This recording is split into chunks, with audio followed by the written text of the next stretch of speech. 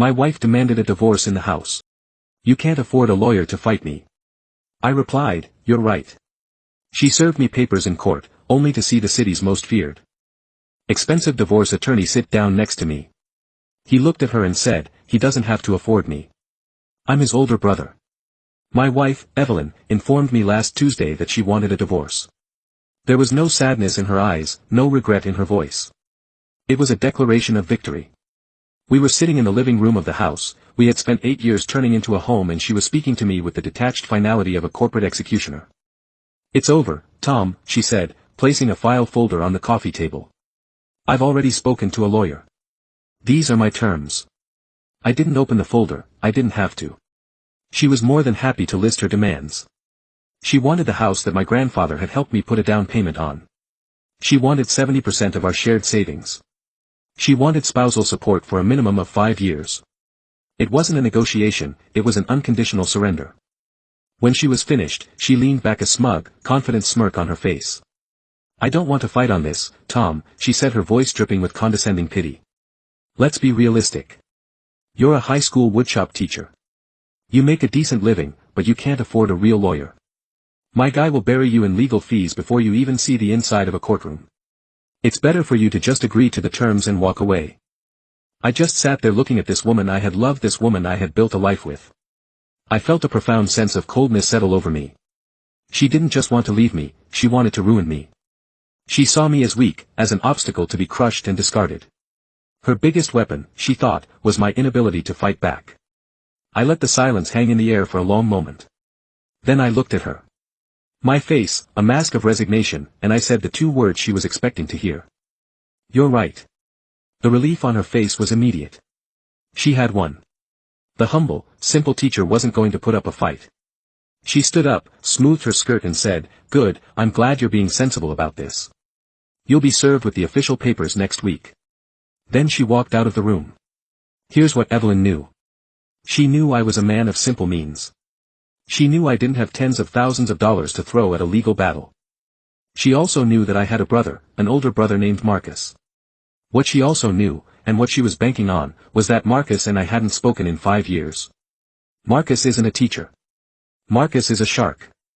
He is, without exaggeration, the most feared and expensive divorce attorney in the state. He's a legal predator whose name makes other lawyers nervous, and he was, for all intents and purposes, no longer a part of my life. We had a falling out after our parents died. It was over the family home, the house we grew up in. I wanted to keep it, to preserve it as a memory, a place for our families to gather. I'm sentimental like that. Marcus, ever the pragmatist, saw it as an illiquid asset. He wanted to sell it, divide the money and move on. We had a bitter, terrible argument that ended with us on opposite sides of a canyon of stubborn pride. We hadn't spoken since. Evelyn had witnessed the tail end of that fallout. She saw me as completely and permanently isolated from the only powerful person in my family.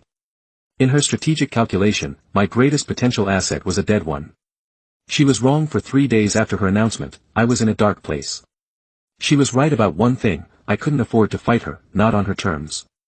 The thought of losing my home, my savings, everything I had worked for was suffocating. On the 4th day I hit rock bottom, and from there was nowhere to go but up. I swallowed every ounce of my pride, a pride that had cost me my brother for 5 years, and I found his private cell phone number. My hand was shaking as I dialed. I expected it to go to voicemail or to be answered by a sharp-voiced assistant. But after 2 rings, a familiar, deep voice answered, "Hello, Marcus." I said, my own voice, sounding weak and foreign to my ears. "It's Tom." There was a long pause. For a moment I thought he was going to hang up Tommy. He finally said the old nickname, sounding strange after so many years. "What's wrong?" And it all came pouring out. I told him everything. I told him about Evelyn's demands, her lawyer, her coldness. I told him her final, arrogant taunt, "Can't afford a lawyer to fight me." Another long, heavy silence stretched between us. When he finally spoke, his voice was different. The surprise was gone, replaced by something I hadn't heard in years. It was the sound of a protective older brother. It was the sound of steel. She said what he asked, his voice dangerously quiet. I repeated her words. He said, "When and where is the first court appearance?" "Next Tuesday at the downtown courthouse." I told him I'll clear my schedule. He said, "Don't talk to her lawyer, don't sign anything to show up on Tuesday, I'll meet you there. We hung up. I sat there, my heart pounding with a mixture of terror and a terrifying hope. Evelyn thought she had disarmed me. She had no idea she had just handed me a nuclear weapon. She was about to learn a very hard lesson about what family really means. Update 1. The morning of the preliminary hearing was a miserable, rainy Tuesday. It felt appropriate. I walked into the courthouse alone, feeling every bit the part of the defeated man Evelyn expected me to be. I was wearing my best and only suit, the one I usually reserve for weddings and funerals. It felt like a bit of both. I entered the designated courtroom. It was a sterile, impersonal room that smelled of old paper and anxiety. Evelyn was already there sitting at the plaintiff's table. She looked incredible. She was wearing a sharp, dark blue power suit, her hair perfectly styled.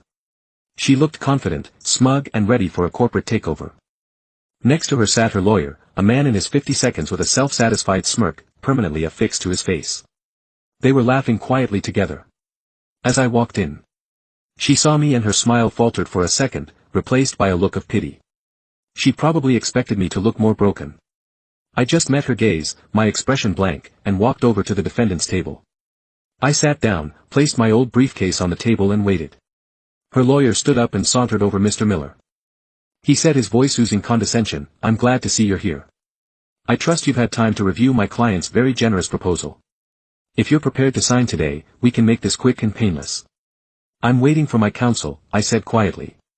He actually chuckled. "Counsel? Good luck with that, let's not drag this out." He walked back to his table. The bailiff called the court to order the judge. A stern-looking woman entered and took her seat.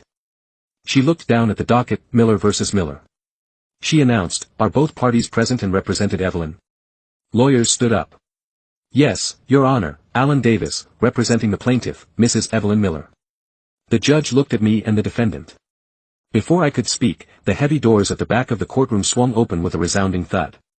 Every head in the room turned. Walking down the aisle was my brother, Marcus Sterling. He wasn't just wearing a suit, he was wearing a suit of armor tailored from what looked like spun midnight and pure intimidation. He moved with the predatory grace of a panther, his expensive leather briefcase swinging at his side. A wave of whispers rippled through the courtroom as other lawyers and court staff recognized him. His reputation preceded him. He didn't look at anyone else. His eyes were fixed on me. He walked directly to my table, put a hand on my shoulder and squeezed it gently. Then he sat down beside me, placing his gleaming briefcase on the table. With a solid, definitive click, the sound echoed in the silent room. I looked over at Evelyn. Her smug expression had been wiped clean from her face. It was replaced by a mask of utter horrified disbelief. Her jaw was slack. Her eyes were wide. She looked like she had just seen a ghost walk in and sit down at the opposing table.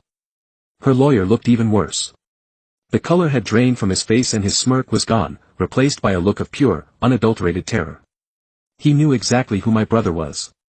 Marcus leaned over to me, ignoring the rest of the room. "Sorry, I'm late, little brother," he whispered, a hint of a smile playing on his lips. "Traffic was hell." Then he straightened up his demeanor. "All business." He looked directly at the judge. "Marcus Sterling, Your Honor," he said, his voice, a commanding baritone that filled the room, representing the defendant, Mr. Thomas Miller. The judge's eyebrows shot up. She knew the name. Everyone did.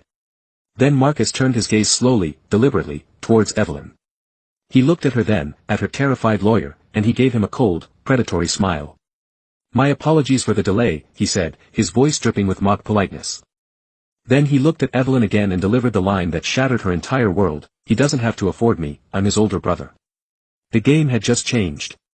Evelyn thought she was coming to a surrender. She had just walked into an ambush. Marcus opened his briefcase, pulled out a thick stack of files, and the demolition began. He immediately rejected all of her initial demands, declared them predatory and filed in bad faith, and announced our intention to file a counter-petition. He said we would be seeking a full forensic audit of all marital assets and expenditures for the last 3 years, and that we would be demanding Evelyn pay for all of Tom's legal fees. Evelyn's lawyer just stood there staggering. He was a minnow who had just been cornered by a great white shark. The battle was over before it even began. Update 2, the 2 months following that first court appearance were a legal blitzkrieg. My brother, Marcus, does not do things by halves. He doesn't just practice law, he wages war. Evelyn and her lawyer thought they were going to roll over me. Instead, they found themselves on the receiving end of a relentless, systematic assault. The first thing Marcus did was file a motion for discovery. That was, by all accounts, a thing of terrible beauty. It wasn't a request. It was a demand for every single financial document Evelyn had touched for the last 5 years, bank statements, credit card bills, work expense reports, then mode transactions, everything. Her lawyer filed a motion to have it dismissed as overly broad and harassing. The judge, who was clearly intimidated by my brother's reputation, took one look at Marcus's justification and approved our motion in full. Evelyn was legally obligated to turn over everything. She thought she was clever that she had hidden her tracks. She had no idea she was dealing with a man who employed a team of forensic accountants for fun. While Evelyn was drowning in paperwork, Marcus went after her personally. He scheduled a series of depositions, not just with her, but with her closest friends, her family and even a few of her colleagues. His strategy was simple: apply pressure from all sides until the truth was squeezed out. The breakthrough came during the deposition of Evelyn's best friend, a woman named Chloe. Chloe was fiercely loyal to Evelyn, but she was no match for my brother. He was polite, charming and utterly ruthless. For 3 hours he questioned her about Evelyn's spending habits, her work trips, her general happiness in our marriage. Then he asked the question that broke the case open: "Miss Albright," he said, "can you tell me about Mr. David Kincaid?" I saw Chloe flinch. The name was unfamiliar to me. Marcus just waited. Chloe tried to play dumb, but Marcus produced a stack of credit card statements from a card I never knew. Evelyn had a card linked to our joint savings account, an account she'd been siphoning money for over a year. He pointed to a series of charges: a hotel in the wine country, jewelry from a high-end boutique, expensive dinners for two. Miss Miller was on a work conference on these dates, Marcus said. But her employer has confirmed no such conference existed. You were not with her. So I ask you again, who is David Kincaid? Chloe broke under the penalty of perjury. She admitted it. David Kincaid was the man Evelyn had been having an affair with for the last 18 months. He was a wealthy real estate developer she had met through her old job. It all clicked into place: secrecy, the financial demands, the confidence. She wasn't just leaving me, she was leaving me for someone else. She was trying to strip mine or marriage for assets to take into her new, upgraded life. Her plan was to use my money to fund her future with her lover. The deposition of her lover, David, was even more illuminating. He was a smug, arrogant man, but his arrogance crumbled under Marcus's relentless questioning. He admitted to the affair. He admitted that he and Evelyn had planned the divorce together. He even admitted that it was his idea for her to demand the house and spousal support, telling her that I would be too poor and too weak to fight back. They had underestimated me, they had underestimated my family. With these depositions, Evelyn's case was not just weakened, it was annihilated. She had committed perjury in her initial filings by claiming she was a faithful wife. She had hidden assets and marital funds. She was a liar and a fraud. Her lawyer called Marcus begging to settle. He said Evelyn was willing to drop all her demands and just walk away, Marcus. His reply was cold. No, he said, walking away as a privilege she has not earned. We are not settling. We are going to court and we are going to burn her to the ground. She wanted a fight. Now she has one final update. It has been 6 months since I first walked into that courtroom, a man who thought he had lost everything. Today, I can tell you that I was wrong. I didn't lose anything that truly mattered. I gained it all back. The final court date was a formality. Faced with the mountain of evidence against her, the depositions, the forensic accounting reports, the proof of her affair and her conspiracy to commit fraud, Evelyn had no choice but to surrender completely. Her lawyer, looking tired and utterly defeated, advised her to accept any terms we offered. The terms my brother drafted were brutal. Evelyn didn't just walk away with nothing, she walked away with less than nothing. She was forced to relinquish any claim to the house. Her demand for spousal support was dismissed with prejudice. And because Marcus was able to prove that she had spent over $60,000 of marital assets on her affair, on hotels, gifts and vacations with her lover, the judge ordered that amount to be deducted from her share of our savings and returned to me. She left the marriage with a small fraction of her original demand, a mountain of her own legal bills and the public humiliation of having her entire sordid scheme laid bare in a court of law. The fallout in her personal life was just as devastating. Her lover, David Kincaid, faced with the legal and social consequences of his actions, dumped her almost immediately. He was a man who was attracted to a winner, and Evelyn had just suffered a spectacular public defeat. Her friends, many of whom had been forced to testify about her lies under oath, distanced themselves from her. She lost her fiancé, her house, her savings, her boyfriend and her reputation all in one fell swoop, all because she underestimated the quiet man she was married to. But the real story, the most important part of this whole chapter, is what happened with my brother a few weeks after the divorce was finalized. Marcus called me, meet me at the old house. He said I drove out to our parents' home house that had been the source of our stupid 5-year feud. I found him on the porch just sitting on the steps. We didn't talk about the case. We didn't talk about Evelyn. We talked about our dad's terrible fishing trips, our mom's amazing apple pie. We talked about being kids. Finally, after a long silence, he looked at me. I was wrong, Tommy. He said I was so focused on the money, on the asset, that I forgot what this place was. It's our home. I was wrong too, I admitted. I was so stuck in the past I wasn't willing to see that maybe there was a different future for this place. We didn't sell the house, we decided to keep it together. We've spent the last few weekends out there fixing it up. We're repairing the porch, painting the rooms, bringing it back to life. It's not a memorial to the past anymore. It's a project for our future, a place for our family, the real one to gather. Working side by side with my brother, tools in hand, has healed a wound I thought would be a scar forever. Evelyn's parting shot to me was that I couldn't afford a lawyer. Her greed, her arrogance, her belief that I was weak and alone, that was the very thing that forced me to make the call that brought my brother back into my life. She thought she was isolating me. Instead, she reunited me with the most important family. She tried to leave me with nothing. As I stand here today with my home secure and my brother by my side, I realize I have everything.